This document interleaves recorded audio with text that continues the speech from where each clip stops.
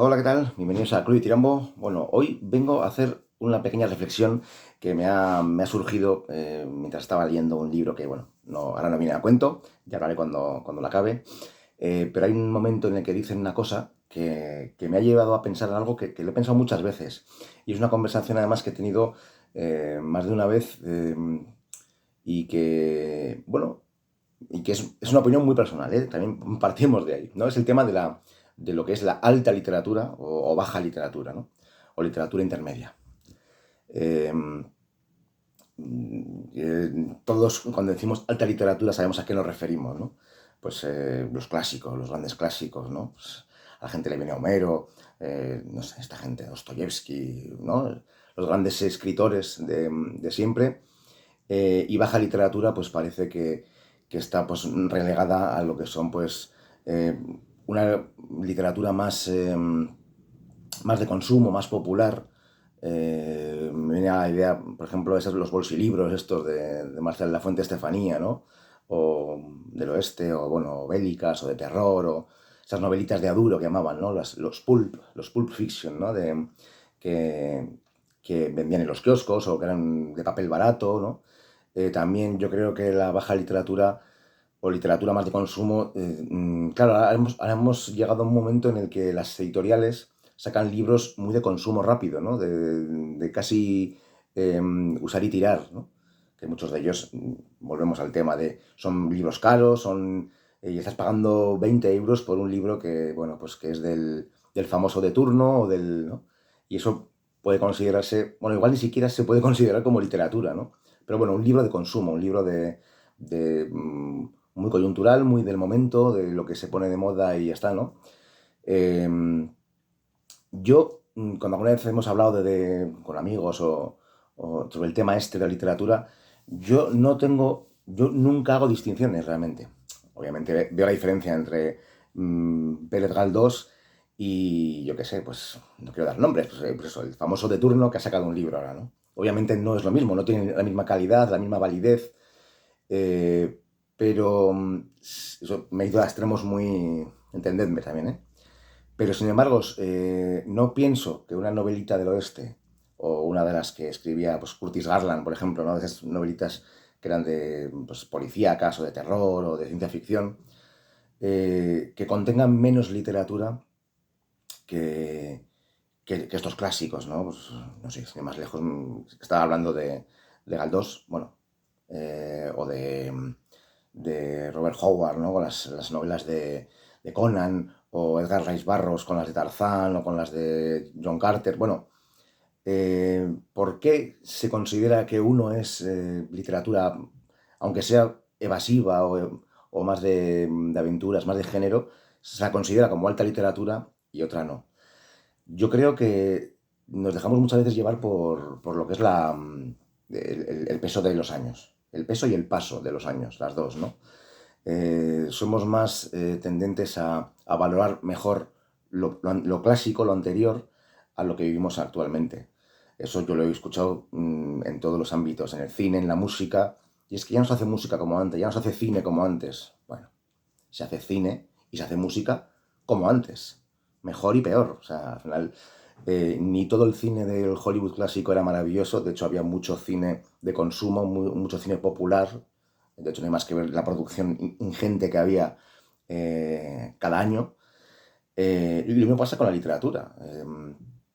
O sea, no olvidemos que muchas de las novelas que nos fascinan, empezando por los episodios nacionales de Galdós, muchos de ellos partían de las revistas. O sea, El Conde de Montecristo, por ejemplo, de Dumas, es, era una novela seriada que salía todas las semanas o quincenas en una revista, ¿no? Y al final acabó siendo pues, una especie como de culebrón que acabó siendo un libro enorme, ¿no?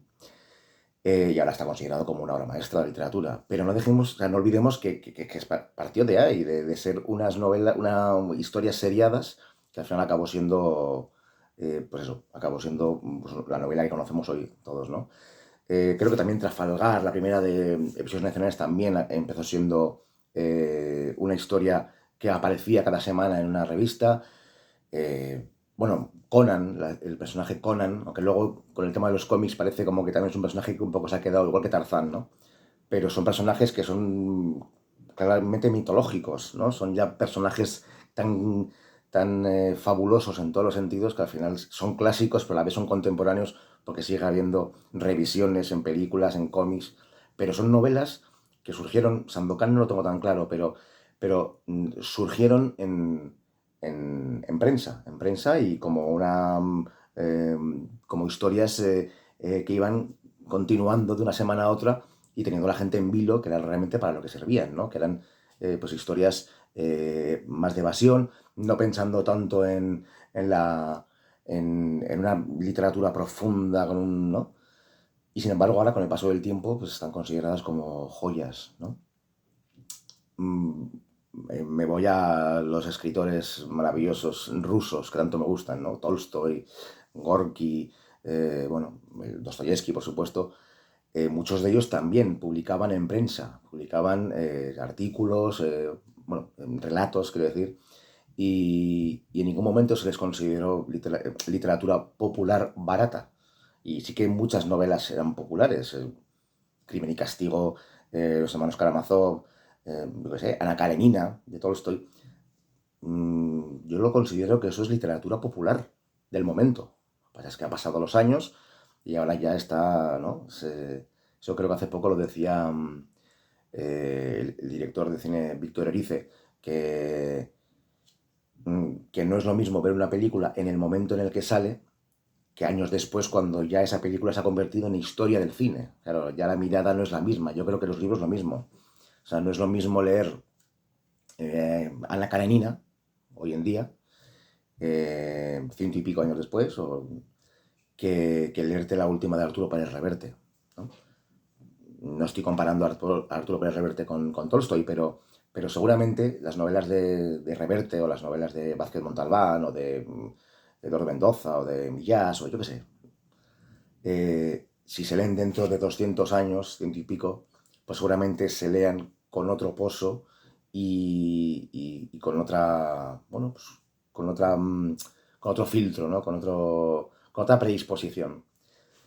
Eh, Justo he dicho unos autores que no son precisamente literatura popular, pero bueno, quizá Pérez Reverte sí, pero bueno, no, yo creo que Millás, Mendoza, todos esos autores que he dicho, pues realmente sí que tienen un buen predicamento entre, bueno, entre crítica público, Reverte igual no, porque Reverte además bajo mi punto de vista, tiene un error para mí importante, que igual para él no lo es, obviamente, pero que es el ser tan activo en redes, en Twitter sobre todo, ¿no?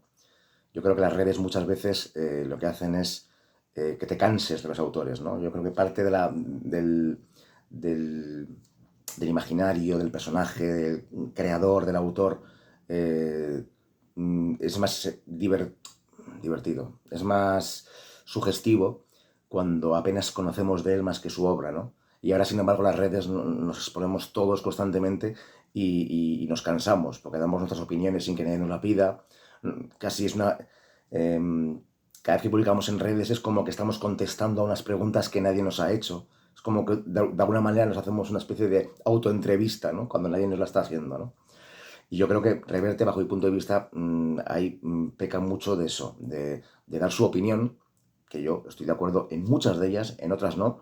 Es un escritor que me gusta, tengo aquí bajo casi todos los libros de él, pero sí creo que, bueno, pues que las redes a veces desgastan un poco la figura del autor, ¿no?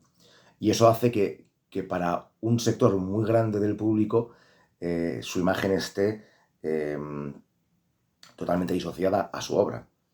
Y es algo que casi no tenemos con los clásicos. Sabemos que Quevedo y Góngora se llevaban fatal y que se ponían a parir o que no sé quién era un alcohólico tal, pero tenemos con los clásicos, tenemos al autor y a su obra unido, ¿no?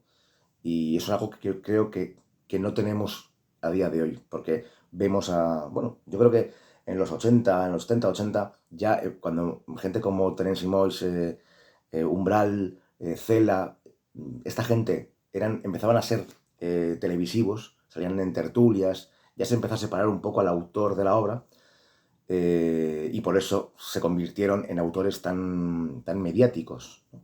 Y eso ahora con las redes se ha disparado hasta el infinito y más allá. Pero con los clásicos yo creo que no hay ese, a no ser que te leas las biografías o algo, pero ya te obliga precisamente a eso, a leer otro libro, ¿no? La biografía en vez de ponerte un vídeo en YouTube y verle lo que opina, o si se enfada con un periodista, o si... eh, y yo creo que lo de alta literatura y baja literatura también tiene algo que ver con eso, con el respeto que se tiene hacia el autor, hacia la obra. Eh, ya digo que las historias de Trafalgar, bueno, las primeras, sobre todo las primeras, de episodios nacionales, eh, son novelas, relatos populares del momento. Pero claro, a lo largo de toda la obra, además con la grandeza que tenía Galdós, pues acaba siendo un fresco maravilloso de lo que era España en aquellos años, ¿no?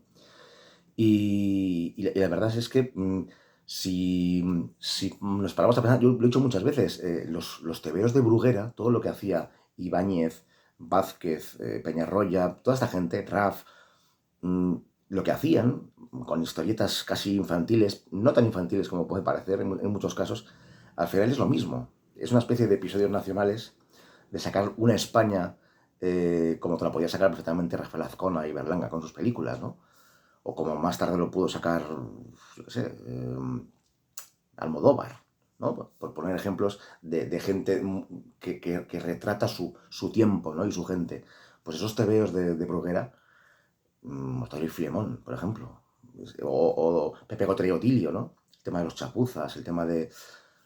Eso es también, para mí es alta literatura. Podría estar considerada como alta literatura precisamente por eso, porque cuenta como nadie cómo era la España en aquellos momentos, ¿no? Y ya con Ibáñez, no digo, vamos, que encima hace poco falleció. Tengo aquí un cuadro, un dibujo que me firmó él, me dedicó. Eh, Él estuvo durante 50 años contando cómo era la historia de España, el costumbrismo, metiendo a políticos, metiendo a los problemas del momento, ¿no? En cine podemos hablar de sé, el cine de Ozores, por ejemplo, ¿no? Que desde el 59 hasta el 92 contó ¿no? Todos los avatares del momento sociales, ¿no? Quizá por eso también se le acusaba, ¿no? Un poco a esta gente se les acusaba de coyunturales, ¿no? De oportunistas, de estar contando el momento, como ahora cuentas justo lo que está de moda, ¿no? Bueno, pero es una manera también de ser muy contemporáneo y de que tu obra sea un fiel reflejo, un espejo de lo que es la sociedad del momento. Y en su momento así era la obra de Baroja, o de Unamuno, o de Galdós, o de Vasco Ibáñez, y actualmente pues lo puede ser, pues eso, las novelas de Millás, bueno, ya falleció hace unos años, pero Vázquez Montalbán, que yo creo que también es un gran cronista, tanto con sus libros de no ficción como sus novelas, ¿no? Más conocidas. Por eso digo yo que no creo no creo en eso de alta literatura y baja literatura, ¿no? Como con la música. ¿Cuál es la mejor música? La que está compuesta con mucha, bueno, pues muy trabajado o el que te hace mover según empieza. Bueno, pues depende del momento y depende para qué, ¿no? Se quiera. Obviamente hay obras mucho más trabajadas que otras y con un conocimiento del medio y de la herramienta mejor que otras, y otras son puramente mercantilistas, que es pensando en lo que va a funcionar desde el minuto cero. Pero si no se abusa de ese producto mercantilista, ni se abusa mucho de la alta música de orquestas se puede disfrutar de todo de la misma manera, ¿no? No lo sé. ¿Qué os parece a vosotros esto que estoy comentando? Yo creo que la cultura y el arte se debe disfrutar, y sabiendo en qué momento cada cosa, ¿no? Yo no me pondría un disco de Iron Maiden, por ejemplo, y tengo varios y me gustan, por ejemplo, Iron Maiden.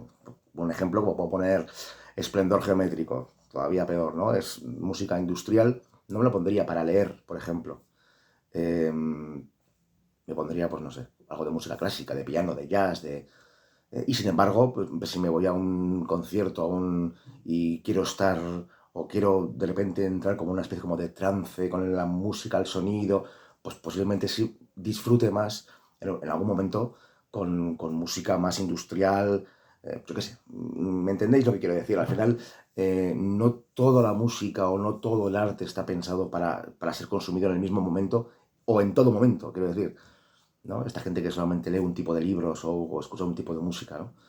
Por eso digo yo que lo de alta literatura, baja literatura, lo de qué es bueno, qué es malo, yo detesto esa frase de es que esta es música, solo me gusta la música buena, la gente que dice estas cosas, ¿no?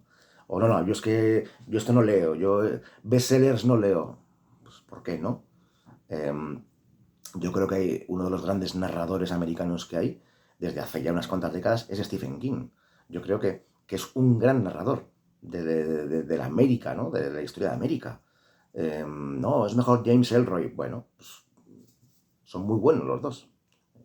Eh, no sé, no me gusta el esnovismo y mucho menos en algo tan disfrutable como es la literatura, la música, el cine, el teatro. Así que, bueno, esto es lo que me ha surgido, esta pequeña eh, reflexión que, bueno, ya tenía, he hablado muchas veces de esto, pero que creo que nunca había hablado de ello aquí y me ha venido leyendo un libro precisamente, por cierto, el último de Pérez Reverte, que me está gustando mucho. Que ya hablaré de él, pero hay un momento en el que dice una cosa que me ha recordado esto que muchas veces se habla. Seguimos debatiendo, seguimos leyendo y seguimos, bueno, pues viéndonos o me veis. Yo no os puedo ver, pero bueno, de alguna manera también os veo. Y os leo, por supuesto. Venga, nos vemos, chao.